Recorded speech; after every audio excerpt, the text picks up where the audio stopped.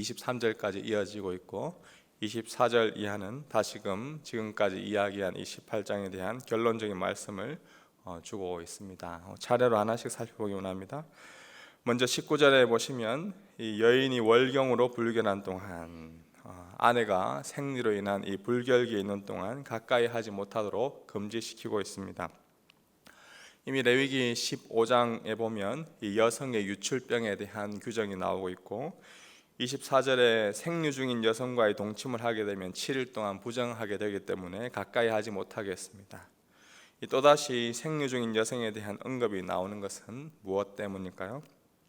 일반적으로 이 구약 시대에 이 피는 생명의 근원으로 이해했기 때문에 이 여성의 생리 기간 중에 성관계를 하는 것은 이 생명의 근원을 범하는 것이다. 그렇기 때문에 생리 중인 여성과의 성관계를 못하도록 막았습니다. 사실 이보다 더 실제적인 이유는 여성을 위한 하나님의 배려라고 봅니다. 생리 중에 있는 여성이 유출로 인하여서 부정한 상태, 오늘 본문에 따르면 이 불결한 상태이다라고 나오죠. 생리 중인 여성이 더럽혀지고 청결하지 못한 그러한 상태 때문에 불결하다라고 여겨지는 것이 아니라 부정하다, 이 불결하다라고 여김으로 생리로 인한 여성의 그 불편함과 아픔을 보호하기 위한 하나님의 특별한 이 배려의 모습을 우리는 이해할 수 있습니다. 특별히 부부간이라 하더라도 적어도 아내가 생리 중에 있다면 성관계를 하지 못하도록 남편들에게 권면함으로써 여성이 스스로 자신을 보호하지 못하는 그런 문화와 관습 속에서 여성을 배려한 하나님의 그 자상한 모습임을 다시금 우리는 이해할 수가 있습니다. 20절은 이웃의 아내를 대상으로 성범죄를 범하지 못하도록 규정하고 있습니다. 다른 배우자와 성관계를 하는 것을 이 간통이다라고 하는데 성경 오래전부터 이 간통을 금지하고 있습니다. 20절에 보면 이 설정함으로라는 단어가 나오는데 이걸 원문 그대로 옮기면 자손을 위하여라는 뜻입니다. 즉 이웃의 아내와 성관계를 맺고 자손을 낳게 되면 그 아이는 혼외 자식이기 때문에 이 사생아로 취급되었고 또 사회에서 이 경멸의 대상이 되었다고 합니다. 그렇기 때문에 이웃의 아내와 관계를 맺는 것은 그 이웃의 아내와 관계를 맺는 그 행위 자체도 잘못되었지만 이로 인하여 사생아가 태어날 시에 그 아이 또한 고통 속에서 살아야 하기 때문에 미리 이 생명을 존중하는 의미에서 방지하신 것입니다.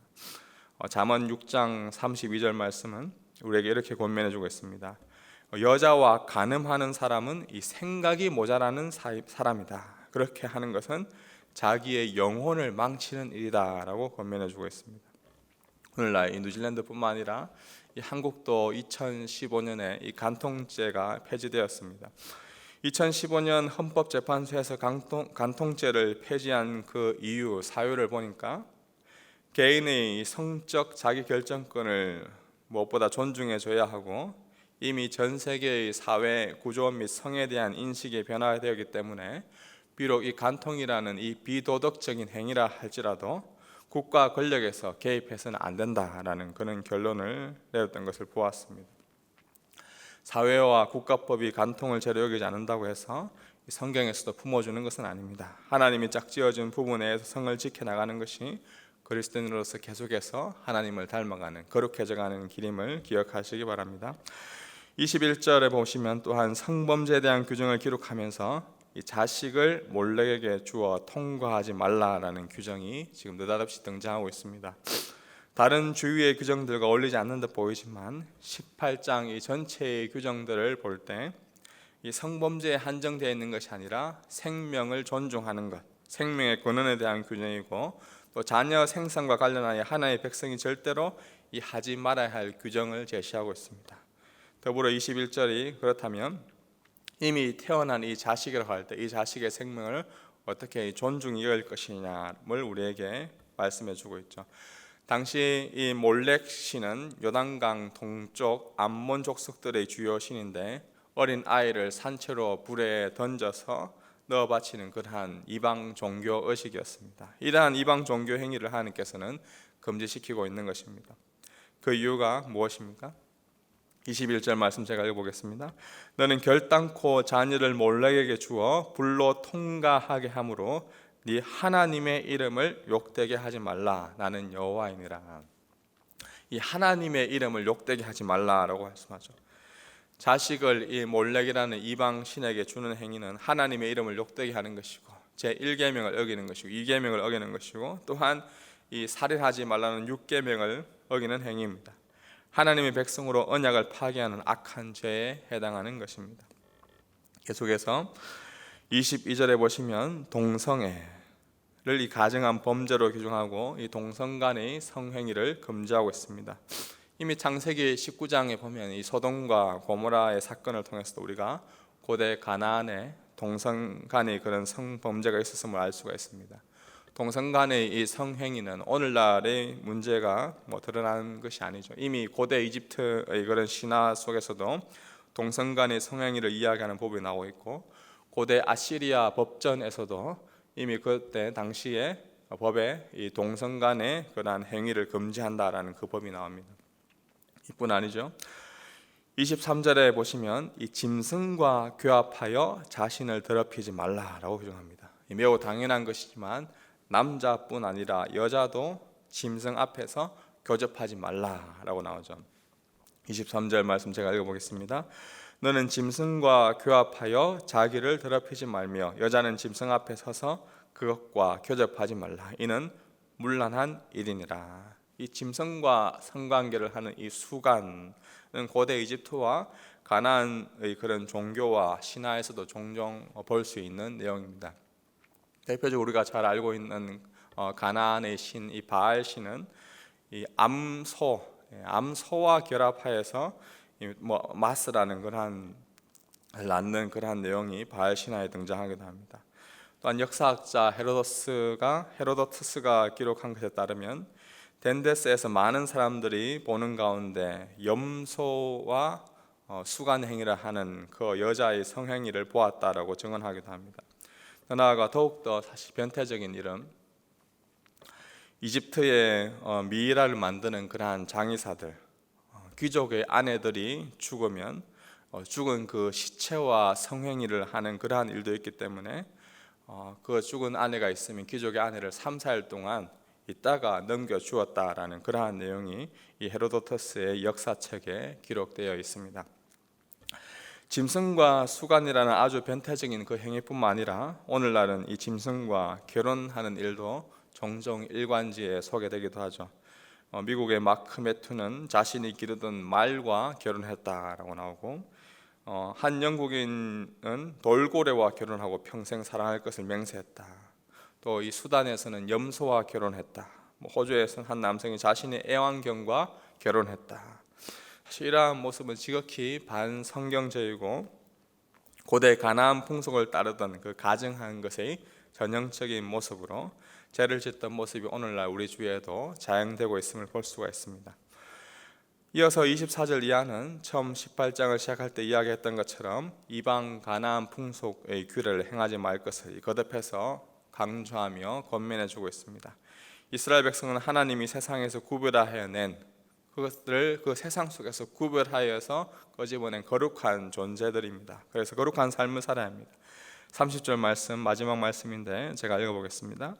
그러므로 너희는 내 명령을 지키고 너희가 들어가기 전에 행하던 가증한 풍속을 하나라도 따름으로 스스로 더럽히지 말라. 나는 너희의 하나님 여호와이니라. 하나님 없는 인간의 그 세속적인 문화는 가증한 풍속을 만들어내고 이 스스로 파멸에 이르는 그러한 단계에 이르게 됩니다. 로마서 1장에 보면 바울은 이 인간의 그러한 파멸의 역사, 인간이 어떻게 파멸하고 정말 죄 가운데 하나님을 모른다 하고 오히려 자기들이 옳다고 여기는 것에 대한 그러한 것들을 순차적으로 잘 설명해 주고 있죠. 로마서 1장 21절에 하나님을 알되 하나님을 영화롭게도 아니하며 감사하지도 아니하고 오히려 그것이 그 생각이 허망하고 미련하고 어두워졌다라고 기록합니다. 죄 가운데 빠져 있는 가증한 가운데 인간은 하나님만이 채울 수 있는 그 우리 마음의 빈자리를 이 땅의 가증한 문화, 가증한 행위들, 가증한 어떤 신들을 통하여서 그 마음의 빈 부분들을 계속해서 채우려고 하고 있죠.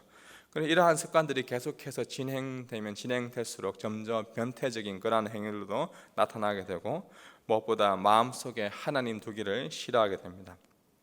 결국 이 자신들의 모든 행위를 또한 정당화시키죠. 이렇게 하는 것은 당연한 것이다. 주위 사람들도 다 그렇게 하지 않냐. 이것이 바로 인류가 발전하는 그러한 문화이다라고 옳다고 주장하게 되는 것이죠. 그래서 다 파멸에 이르게 된다라고 이미 로마서 1장에 바울은 그 파멸에 이르는 인간의 모습들을 말해주고 있습니다. 이러한 가운데 우리 그리스도인이 살아야 할 방안과 붙잡아야 할 소망은 어디에 있습니까? 로마서 1장 16절에 바울이 이렇게 우리에게 말씀해주고 있습니다. 내가 복음을 부끄러워하지 아니하노니 이 복음은 모든 믿는 자에게 구원을 주시는 하나님의 능력이 됩니다. 먼저는 유대인이요 그리고 헬라인에게로다. 복음에는 하나님의 의가 나타나서 믿음으로 믿음에 이르게 하나니 기록된 바 오직 의인은 믿음으로 말미암아 살리라 함과 같으니라. 아멘.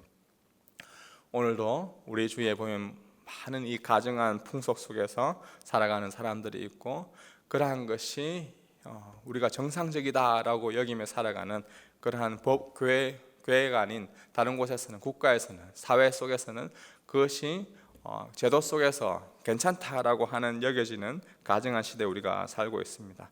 이러한 가정한 풍속 앞에서 유일한 소망은 복음을 붙들고 살아가는 것입니다. 말씀이 육신이 되어 우리 가운데 거하신 그 예수 그리스도 그분을 믿는 믿음으로 말미암아 우리는 거룩하게 살아갈 수가 있는 것입니다. 많은 이방 나라의 문화 속에서도 복음이 들어간 곳에서는 변태적인 여러 가지 행위들이 다시금 새롭게 되고 복음이 들어가는 곳에는 그들의 삶이 새롭게 되고 그들의 가정이 새롭게 되는 것을 우리가 볼 수가 있습니다. 무엇보다 이런 이방의 풍조, 가정한 풍속 가운데 끝까지 예수 그리스도 그분의 소망만을 붙들며 복음 가운데서 믿음으로 지켜나가는 우리 모든 주의 백성 되기를 주님의 이름으로 축복합니다.